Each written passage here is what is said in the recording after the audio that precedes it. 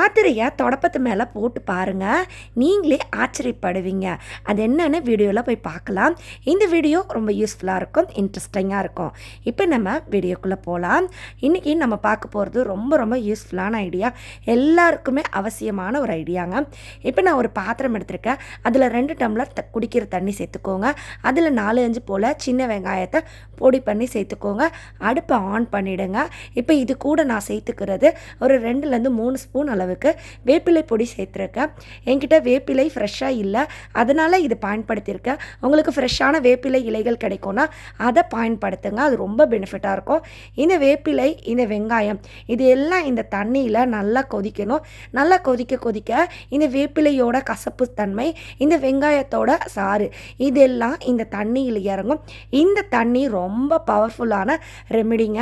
இது கொதித்த பிறகு அடுப்பு ஆஃப் பண்ணிவிடுங்க. இந்த தண்ணி கொஞ்சம் ஆறட்டும். இப்போ நம்மக்கிட்ட இருக்கிற காய்ச்சல் மாத்திரை எடுத்துக்கலாம். இந்த காய்ச்சல் மாத்திரையை எப்படி பயன்படுத்தணும்னு சொல்கிறேன். அதுக்கு முன்னாடி இந்த வீடியோவில் நான் சொன்ன ஐடியா உங்களுக்கு பிடிச்சிருந்ததுன்னா வீடியோக்கு ஒரு லைக் கொடுங்க. இந்த வீடியோவை உங்கள் ஃப்ரெண்ட் அண்ட் ரிலேட்டிவ் கூடயும் ஷேர் பண்ணிக்கோங்க. இப்போ நான் ஒரு 3 மாத்திரை அளவுக்கு எடுத்துருக்கிறேன். இது உங்களோட தேவையை பொறுத்து நீங்கள் அதிகப்படுத்திக்கலாம், இல்லை கம்மியாகவும் எடுத்துக்கலாம். நான் ஒரு 3 மாத்திரை எடுத்திருக்கேன். நம்ம செய்ய போகிற இந்த ரெமிடிக்கு நீங்கள் நல்ல மாத்திரை, எக்ஸ்பைர்டான மாத்திரைன்னு எதுனாலும் பயன்படுத்தலாம். நம்ம வீட்டில் காய்ச்சல் சமயத்தில் மாத்திரை வாங்கி வச்சுருப்போம், மீதமான மாத்திரையை அப்படியே வச்சுருப்போங்க. அப்படி நம்ம பயன்படுத்தாத மாத்திரைகள் இருந்தால் இந்த மெத்தடில் பயன்படுத்திக்கோங்க. இந்த காய்ச்சல் மாத்திரையை பவுடர் பண்ணி எடுத்துருக்கேன். இது ஒரு பவுலில் மாற்றி வச்சுக்கலாங்க. இந்த மாத்திரையை 2 விதமாக யூஸ் பண்ண போகிறோம். அதில் முதல் மெத்தடுக்கு ஒரு பாதி அளவு மாத்திரை பொடி எடுத்துக்கலாம். நம்ம எடுத்துருக்க இந்த மாத்திரை பொடியை 2ஆக பிரிச்சுட்டு பாதியை ஒரு ஸ்பூனில் எடுத்திருக்கேன். அந்த மாத்திரை பொடியை நம்ம ஏற்கனவே கொதிக்க வச்சுருக்க வெங்காயம் வேப்பிலை தண்ணியில் மிக்ஸ் பண்ணிக்கோங்க. தண்ணி வெது சூட்டில் இருக்கிறதுனால அந்த மாத்திரை தண்ணியோட குயிக்காகவே கலந்துரும்.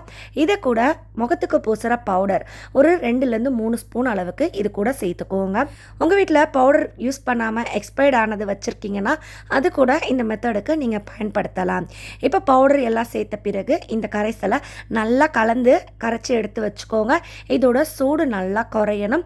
நல்லா ஆறின பிறகு இந்த மாதிரி ஒரு வேஸ்டான பாட்டிலையோ இல்லைன்னா ஸ்ப்ரே பாட்டிலையோ எடுத்து வச்சுக்கோங்க. அதில் இந்த லிக்விடை வடிகட்டிட்டு ஃபில் பண்ணுங்கள்.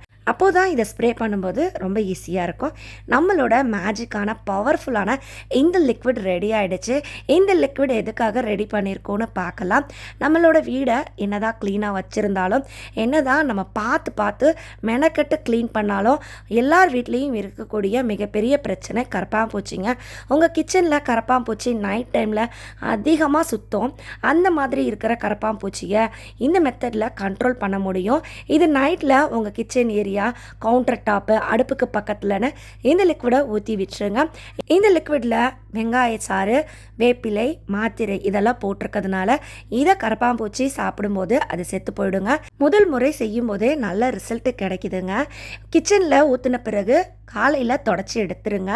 இதே லிக்விடை உங்கள் வீட்டு பாத்திரம் தேய்க்கிற சிங்க்குக்கு அடியில், வாஷ் பேஷின் ஏரியாவில், பாத்ரூம் ஏரியாலையும் ஊற்றலாம். அந்த இடத்துலையும் கரப்பாம்பூச்சி, பூரான், புழு பூச்சின்னு எது வந்தாலும் அதை இது நல்லாவே க்ளீன் பண்ணும்.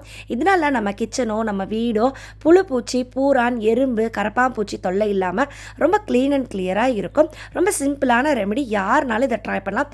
டக்குன்னு இப்போவே ரெடி பண்ணி செஞ்சு பாருங்கள். இப்போ நம்ம 2வது ரெமெடி என்னன்னு பார்க்கலாம். இது நம்ம ஏற்கனவே பவுடர் பண்ணியிருக்க மாத்திரை எடுத்திருக்கோம். அது கூட முகத்துக்கு பூசுகிற பவுடர் 1 ஸ்பூன் கலந்துக்கோ. பவுடர், அந்த மாத்திரை தூள், இது 2மே சூப்பரான ஒரு கிளீனிங் பொருளாக இப்போ மாறப்போகுது. அது எப்படின்னு இப்போ பார்க்கலாம். நம்ம வீட்டில் தரையெல்லாம் கூட்டுறதுக்கு இது போல் தொடப்பம் பயன்படுத்துவோம். இந்த தொடப்பத்தை தொடர்ந்து தரையில் பெருக்கும் போது அந்த தரையில் இருக்கிற அழுக்கு எல்லாமே இந்த தொடப்பத்தில் இருக்குங்க.